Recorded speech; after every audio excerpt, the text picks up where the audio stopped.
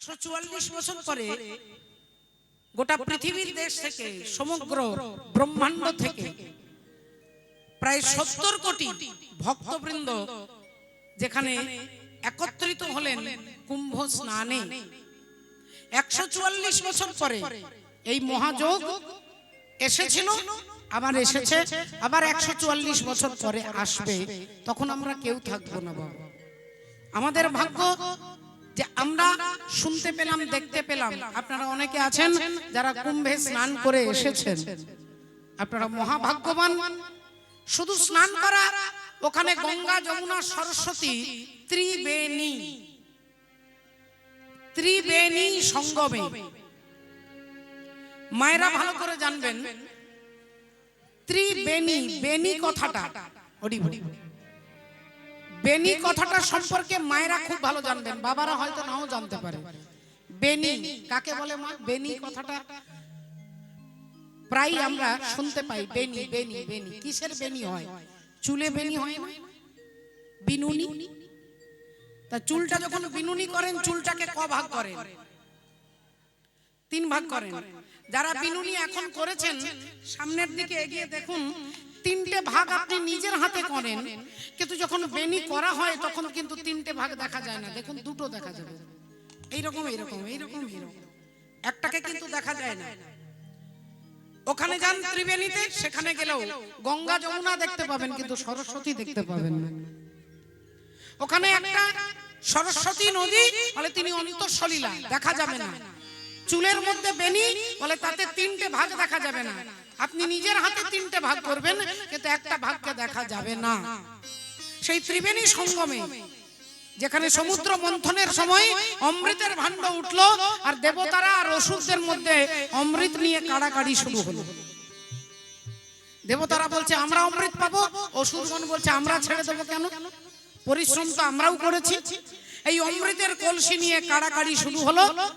দেবরাজ ইন্দ্র কি করলেন? চালাকি করে অমৃতের ভাণ্ডটা তার ছেলের হাতে দিয়ে দিলেন, বললেন পালিয়ে যা। ছেলের নাম কি? না, ছেলের নাম হচ্ছে জয়ন্ত। ছেলের নাম জয়ন্ত।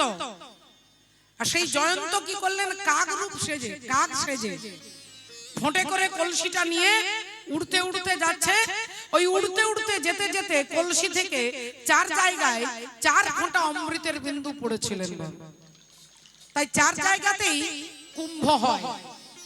আপনারা জানেন, এক হচ্ছে হরিদ্বার, এক হচ্ছে প্রয়াগ ত্রিবেণী, এক হচ্ছে নাসিক, আর এক হচ্ছে ত্রয়ম্বকেশ্বর, উজ্জয়িনী যাকে বলে। তার এই 4টে জায়গায় 4টে অমৃতের বিন্দু পড়লো।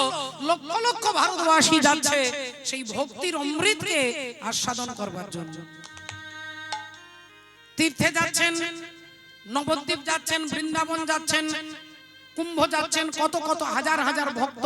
কিন্তু একটা কথা মনে রাখবেন মা, আপনি বৃন্দাবনে তীর্থ করতে যাচ্ছেন, আপনার বাসনা খুব উত্তম, আপনার ভাগ্য সুপ্রসন্ন, কিন্তু তীর্থ করতে গিয়ে যদি একটাও মিথ্যে কথা বলেন, তাহলে তীর্থ করে যত পুণ্য অর্জন করবেন মুহূর্তের মধ্যে সব শেষ।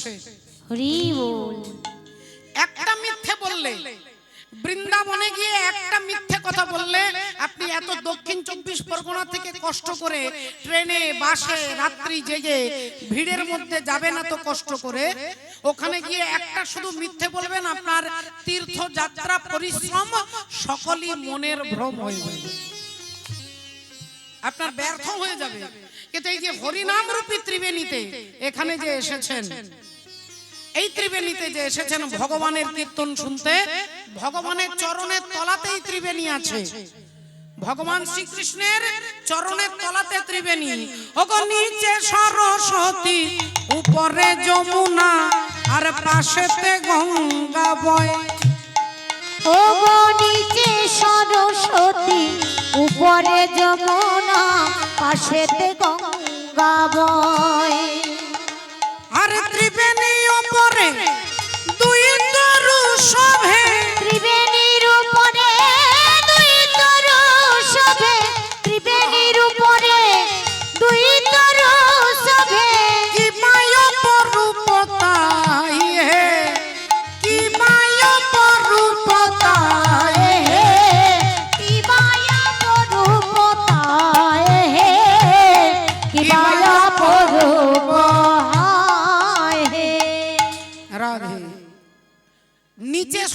সরস্বতী, ওপরে যমুনা। ভগবান শ্রীকৃষ্ণের চরণের তলাটা লাল, তাই নিচটা হচ্ছে সরস্বতী, সরস্বতীর জল লাল, ওপরে যমুনা। চরণের ওপরটা হচ্ছে নীল, নীল হচ্ছে যমুনার জল, ওরে নীল যমুনার জল। তাহলে যমুনা হচ্ছে ওপর, নিচটা হচ্ছে সরস্বতী, আর পাশে হচ্ছে গঙ্গা, অর্থাৎ চন্দন দেওয়া আছে চরণে, চন্দনের রং ঘোলাটে হলুদ, গঙ্গার জল হচ্ছে ঘোলাটে। তাহলে সেই ত্রিবেণী সঙ্গমে আজকে নামরূপী ত্রিবেণী সঙ্গমে আপনারা স্নান করতে এসেছেন। সকাল থেকে সকাল পর্যন্ত আপনারা এই নামরূপী সলিলে অবগাহন করবার জন্য এসেছেন। এখানে বলে এখানে যত পাপী তাপী দুরাচারী সব মুহূর্তের মধ্যে নামের মধ্যে পবিত্র হয়ে যাবে। এক কৃষ্ণ নামে জীবের যত পাপ হরে, পাপীর সাধ্য নাই জীব তত পাপ করে। হরি বল। পাপীর সাধ্য নাই জীব তত পাপ করে।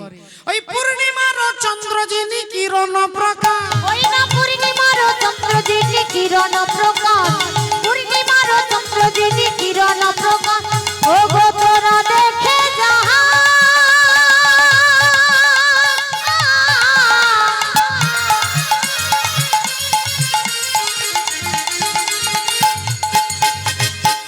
ও নগরে বাসী,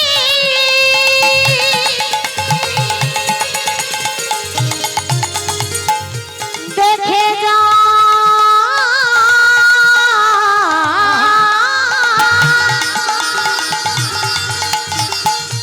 দেখে যা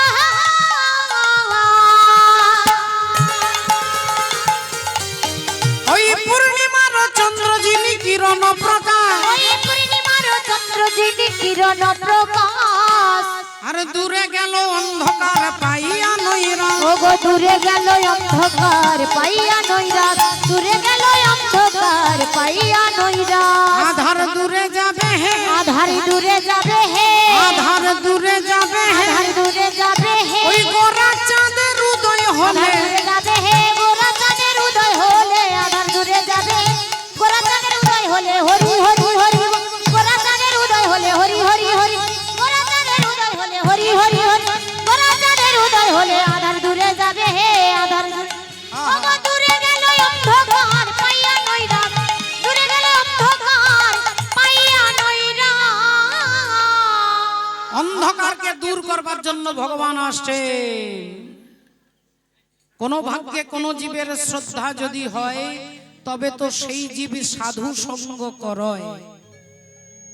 এই অন্ধকারকে দূর করবার জন্যই আপনারা হরিবাসরে হরি কথা শুনবার জন্য এসেছেন। ভক্তিমতী মায়েরা, ভগবান আমাদের থেকে খুব দূরে নেই। হিরণ্যকশিপুর প্রহ্লাদকে জিজ্ঞাসা করছে, তোর হরি থাকে কোথায়? আগে আমাকে বল, তোর হরি থাকে কোথায়? তোকে বারবার হরি বাঁচাচ্ছে, তোর হরি থাকে কোথায় তুই আমাকে বল। 5 বছরের ছোট্ট ছেলে বাবার দিকে তাকিয়ে বলছেন, বাবা এমন একটা জায়গা বলো যেখানে হরি নেই, এমন একটা জায়গা খুঁজে বলো যেখানে হরি নেই। অহংকারী হিরণ্যকশিপুর বললেন, তাহলে কি তুই বলতে চাচ্ছিস, তুই বলতে চাইছিস যে তোর হরি সব জায়গায় আছে? বললেন, হ্যাঁ বাবা। ও বাবা, তোমার সামনে পেছনে ডাইনে বামে সর্বত্র তিনি আছেন।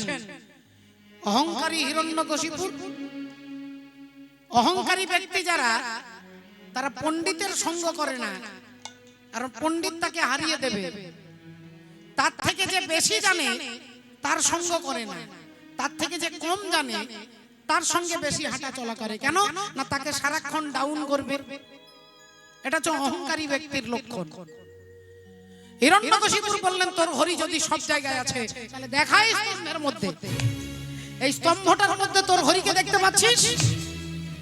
তুই তো বললি সব জায়গায় আছে, আছে এই স্তম্ভের মধ্যে।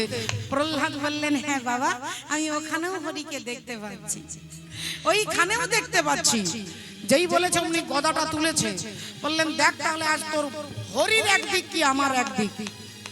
গদাটা তুলে নিয়ে যেই স্তম্ভটাকে মারলেন, অমনি স্তম্ভে ভেঙে গিয়ে ভগবান নৃসিংহদেব বেরিয়ে এলেন। ভগবান বেরিয়ে এলেন কেন মা? স্তম্ভ মানে একটা পিলার, খুঁটি। আর এই খুঁটিটা কি দিয়ে তৈরি হয়েছে? ইট আর সিমেন্ট আর বালি দিয়ে। যেখানে এতটুকুও কোনো জায়গা নেই, ফাঁক নেই। তাহলে ভগবান এলেন কোথা থেকে? না প্রহ্লাদের বিশ্বাস থেকে। বিশ্বাস থেকে। চোখের সামনে চিন্তামণি চিনতে পারলে হয়।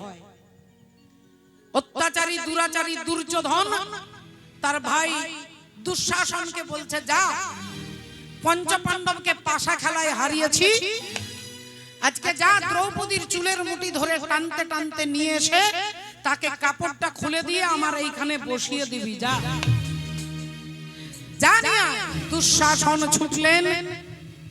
মা দ্রৌপদী সেদিন ছিল মা রজস্বলা নারী। একটা কাপড় পরে বসে আছেন, চুলের মুঠিটা ধরে দুঃশাসন টানতে টানতে নিয়ে যাচ্ছে। দ্রৌপদী কান্নাকাটি করে বলছে, ভাই আমি এখন রজস্বলা, আমাকে তুমি এভাবে টেনে নিয়ে যেতে পারো না। বললেন, তোমার 5টা স্বামী পাশা খেলাতে হেরে গেছে, তাই দাদা তোমাকে নিয়ে যেতে বলেছে, তোমাকে বিবস্ত্র করে দাদার কোলে বসিয়ে দেবার জন্য। দ্রৌপদীকে টানতে টানতে নিয়ে আসছে, তার আত্মীয় পরিজন সবাই দাঁড়িয়ে আছে। বাবা, 5 জন স্বামী দাঁড়িয়ে আছে, গুরু দ্রোণাচার্য আছে, ভীষ্মদেব আছে, সমস্ত আত্মীয়রা দাঁড়িয়ে আছে। তার মাঝখানে দুঃশাসন চুলের মুঠি ধরে টানতে টানতে এনেছে। দুর্যোধন বলছেন, ওকে বিবস্ত্র করে দে। দুঃশাসন একটা করে কাপড় ধরে টান দিচ্ছে, কাপড়টা ধরে টান দিচ্ছে। দ্রৌপদী চেষ্টা করবে না তার সম্মান রক্ষা করবার জন্য? চেষ্টা করা তো অন্যায় নয়। ছুটে গেলেন প্রথমেই গুরু দ্রোণাচার্যের কাছে, আর গিয়ে বললেন, আপনি এই কুলের কুলগুরু, আপনি মহান বীর, আপনি বিরাট বড় যোদ্ধা, আপনার কাছে সবাই এরা শিশু। আপনার চোখের সামনে এই বাড়ির কুলবধূকে বিবস্ত্র করতে চাইছে, আর আপনি বসে আছেন এখানে নীরব হয়ে। আপনি কিছু করবেন না? আপনি পারবেন না আমার মর্যাদা রক্ষা করতে? হে গুরু দ্রোণাচার্য, আপনি আমাকে রক্ষা করতে পারবেন না?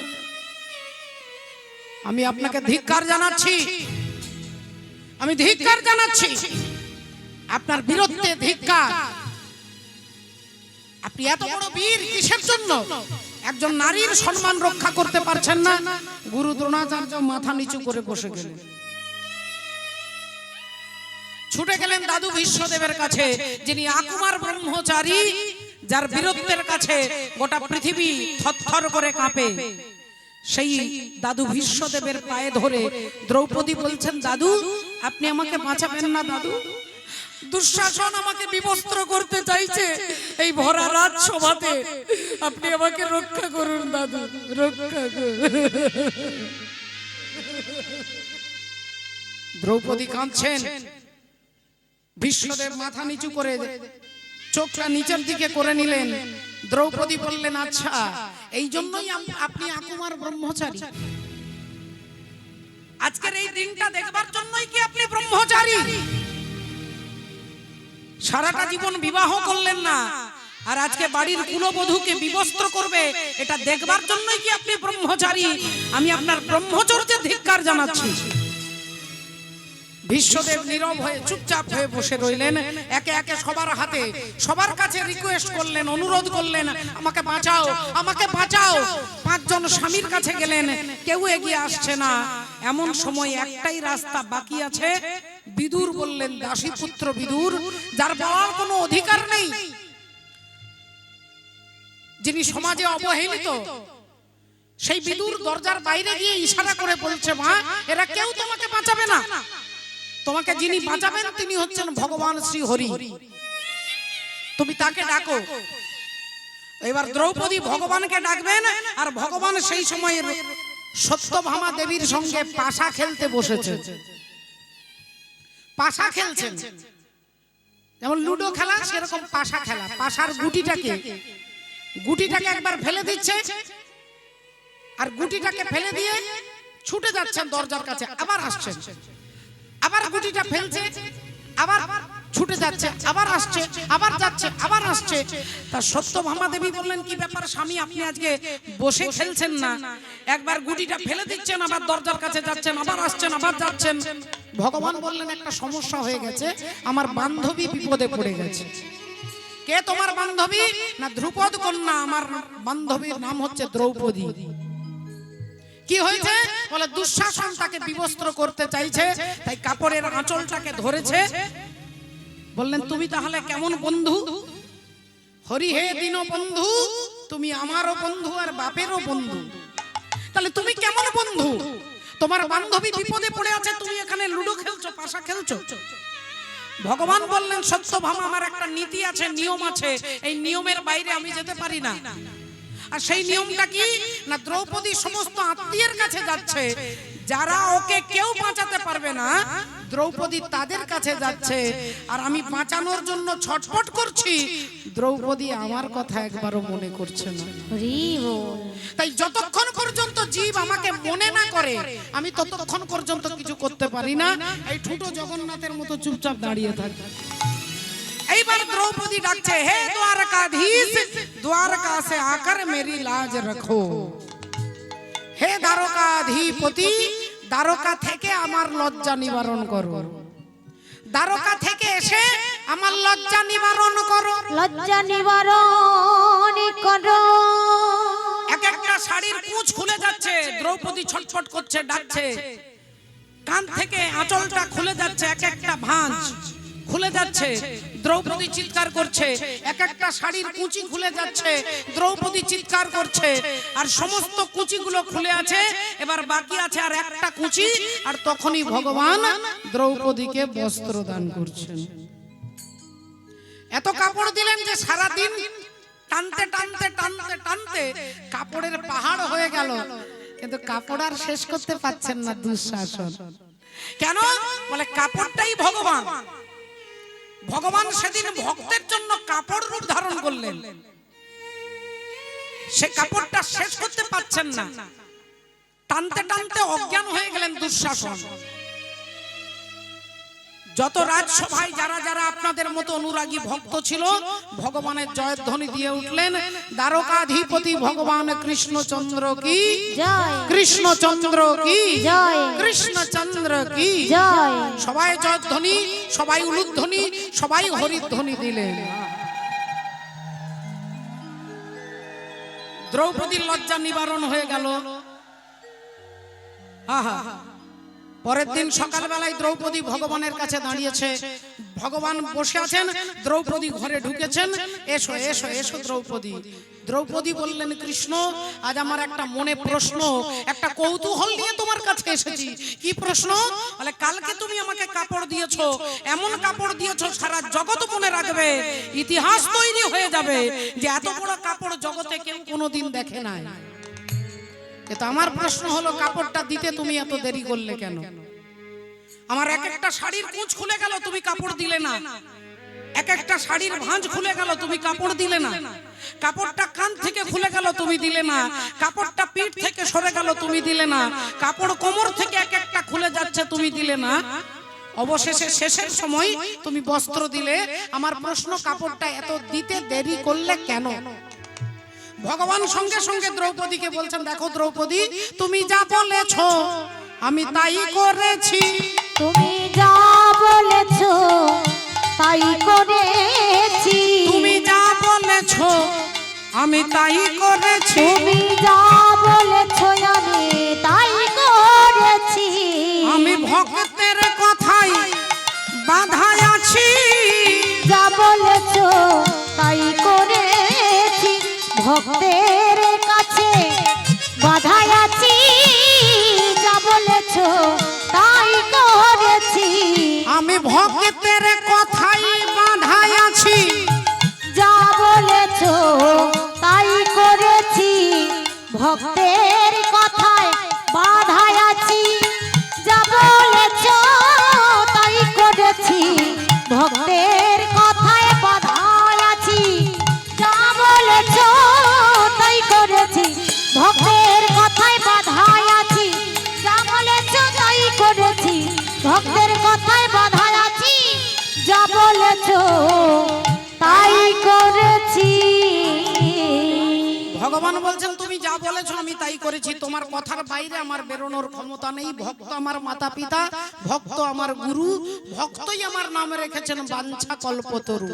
আমি নিজের নাম নিজে রাখি না, আমার ভক্তরা আমাকে নাম দেয়, আমি সেই নামটাই রাখি। তুমি যা বলেছো আমি তাই করেছি। দ্রৌপদী বললেন আজকে এখানে অনেক বাবা মায়েরা দাঁড়িয়ে আছে, বসে আছে, তুমি সকলের সামনে বলো আমি কি তোমাকে কালকে বলেছিলাম যে কাপড়টা দিতে তুমি একটু দেরি করবে? বললেন না। আমি কি বলেছিলাম যে একবার বলার সাথে সাথে তুমি কাপড়টা দিও না? বললেন না। তাহলে তুমি কেন বলছো আমি যা বলেছি তুমি তাই করেছো? ভগবান বললেন দ্রৌপদী কালকে তুমি কি বলেছিলে একবার সবার সামনে আবার সেই কথাটা রিপিট করো। কালকে তুমি কি বলেছিলে? বলে আমি পরিষ্কার বলেছিলাম হে দ্বারকাধীশ, দ্বারকা সে আকার মেরি লাজ রাখো, দ্বারকা থেকে এসে আমার লজ্জা নিবারণ করো, দ্বারকা থেকে এসে আমার লজ্জা নিবারণ করো। হে দ্বারকার রাজা, দ্বারকা থেকে এসে আমার লজ্জা নিবারণ করো। ভগবান বললেন ওই কথাটা তুমি পয়েন্ট আউট করো। তুমি ওই যে কথাটা বললে দ্বারকা থেকে এসে লজ্জা নিবারণ করো, আমি তোমার হস্তিনাপুরেই দাঁড়িয়েছিলাম। তোমার যখনই কাপড়টা ধরে দুঃশাসন টান দিয়েছে আমি তখনই কাপড়টা দিতে যাচ্ছিলাম, কিন্তু তুমি বারবার একটাই কথা বলছো দ্বারকা থেকে এসে লজ্জা নিবারণ করো, দ্বারকা থেকে এসে লজ্জা নিবারণ করো। আমি ভাবলাম তাহলে হস্তিনাপুর থেকে দাঁড়িয়ে ডাইরেক্ট কাপড় দিলে তুমি নেবে না, তাই কাপড়টা নিয়ে ছুটলাম দ্বারকা, আবার দ্বারকা থেকে হস্তিনাপুর, এই যেতে আর আসতে এর মধ্যে তোমার 16 বার বলা হয়ে গেছে। তুমি যদি মনে করো যে আমি শুধু বৃন্দাবনে থাকি তাহলে দক্ষিণ 24 পরগনা আসতে আমার একটু দেরি হবে। আমি ট্রেনে চড়বো, মথুরা স্টেশন যাব, হাওড়া স্টেশনে নামবো, তারপরে বাসে করে আসবো, আমার দেরি লাগবে। আর তুমি যদি ভাবো যে তিনি সর্বত্র আছে, ওই প্রহ্লাদের মতো দৃঢ় প্রতিজ্ঞ, বললেন এই স্তম্ভটার মধ্যেও আছে, ওই স্তম্ভের ভেতর থেকে ভগবান বেরিয়ে আসছে। তাই তোমার বিশ্বাস যদি তুমি ভাবো আমি শুধু ঠাকুর ঘরে থাকি তাহলে আমি ঠাকুর ঘরেই থাকবো, আমি রান্না ঘরে যাব না। আর যদি তুমি ভাবো তিনি সর্বত্র আছেন তাহলে তুরন্ত তুমি যখন ডাকবে আমাকে তখনই সেখানে গিয়ে দাঁড়াতে হবে। তাহলে তোমার ভাব যেমন আমার তোমার লাভ তেমন হবে। ভক্তিমতী মায়েরা এই কারণে বলছেন রাধে রাধে। মাননীয় ভক্তমণ্ডলী ভক্তিমতী মায়েরা, এ দেহের পূর্ব পশ্চিম উত্তর দক্ষিণ আর কোন দিকে হয় বৃন্দাবন, আমি তত্ত্ব কথা শুনবো বলে মনে আকিঞ্চন।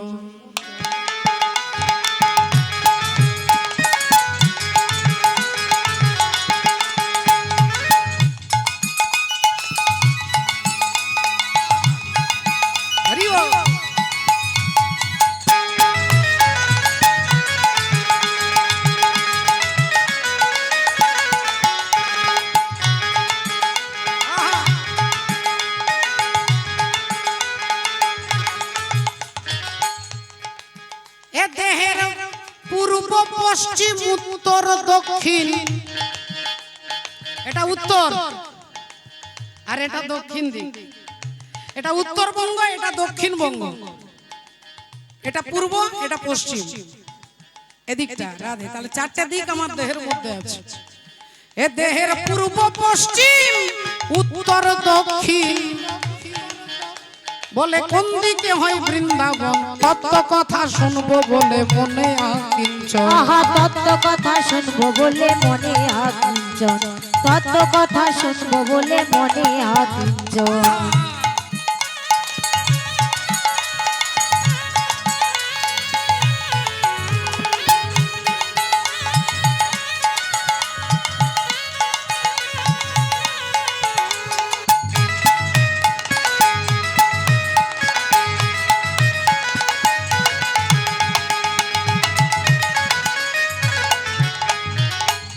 বলছে মা গো দেখো বৃন্দাবন কত ক্রোশের বৃন্দাবন হয় মা? কত ক্রোশ হয়? 84 ক্রোশ। অনেকে পরিক্রমণ করেওছেন, যারা করেছেন তাদের পায়ে ধরে আমার কোটি কোটি আপনার পায়ের ধুলো আমি যেন জন্মে জন্মে মাথায় নিতে পারি। 84 ক্রোশ বৃন্দাবন শাস্ত্রে আছে শোনা, আর পায়ের বুড়ো আঙ্গুল থেকে মাথা পর্যন্ত গুনে দেখুন 84 আঙ্গুল। এই দেহটা 84 আঙ্গুলের, 84 ক্রোশ বৃন্দাবন শাস্ত্রে আছে শোনা, আর 84 অঙ্গুলি দেহ দেখো আছে গোনা, এটাও বৃন্দাবন। বলে কোন দিকেতে হয় মধুর বৃন্দাবন,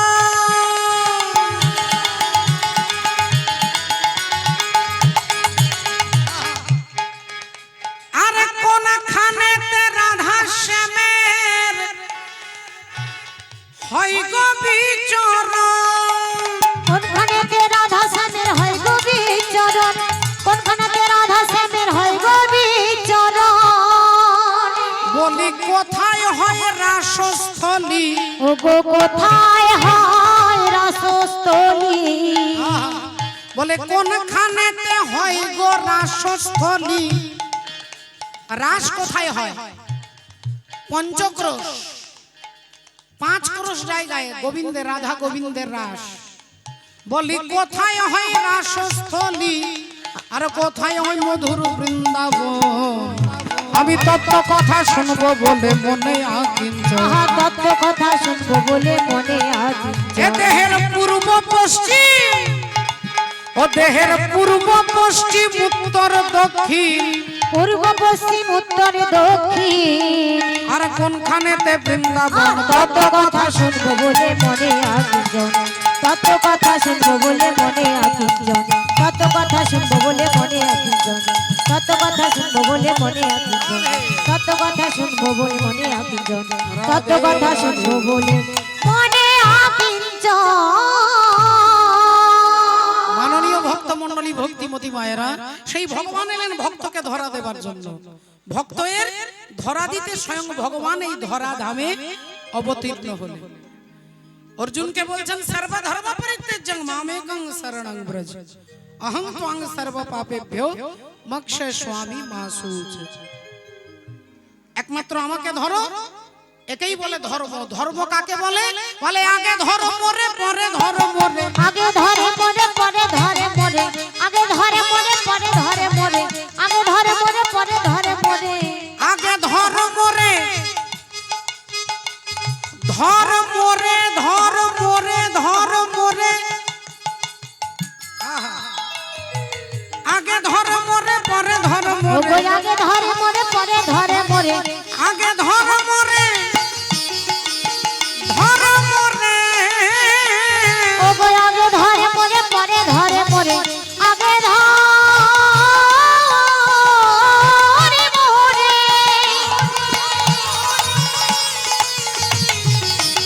পরে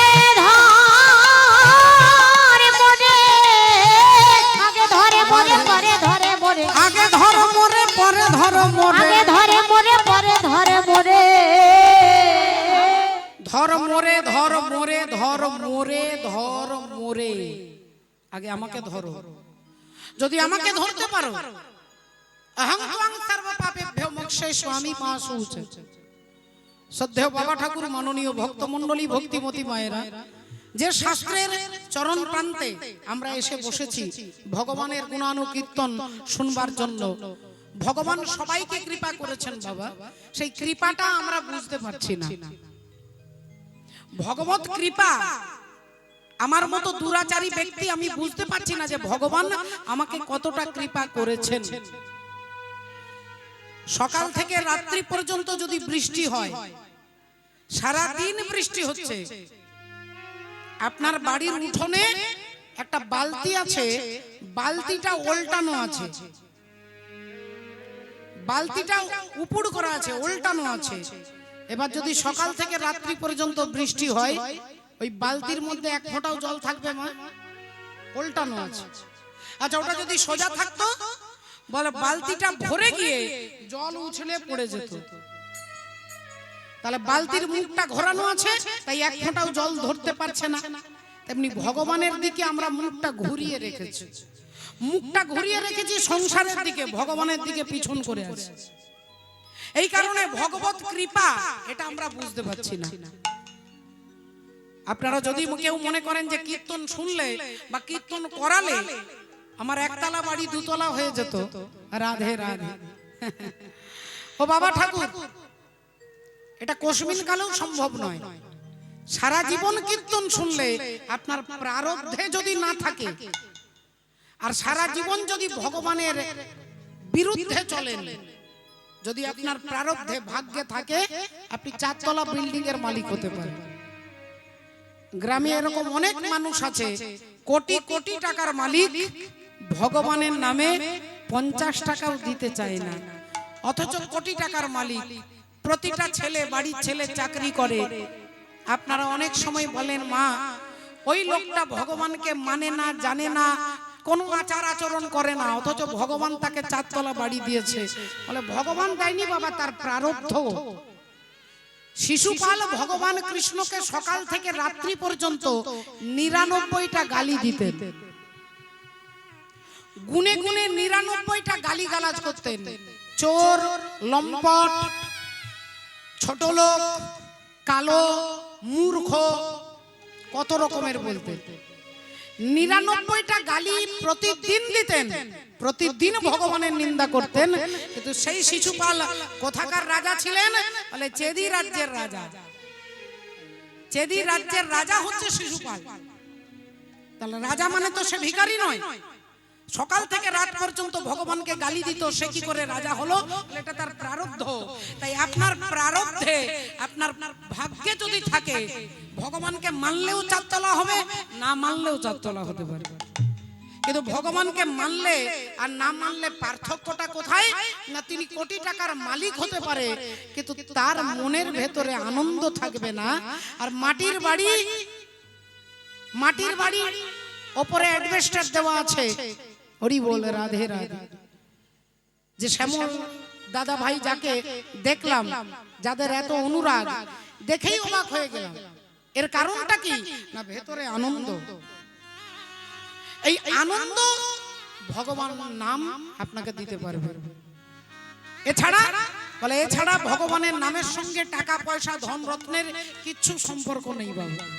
ভগবানকে মানলেও হতে পারে, না মানলেও হতে পারে। আপনার প্রারব্ধ কর্মে যদি থাকে, ওটা আপনি পাবেন। কিন্তু যেটা আপনি পাবেন না, সেটা হচ্ছে আনন্দ। ভগবানের নাম ছাড়া এই জগতে কেউ আনন্দ দিতে পারবে না। এই আনন্দটা পাওয়ার জন্যই তো আপনারা এই দূর দূরান্ত থেকে ছুটে এসেছেন।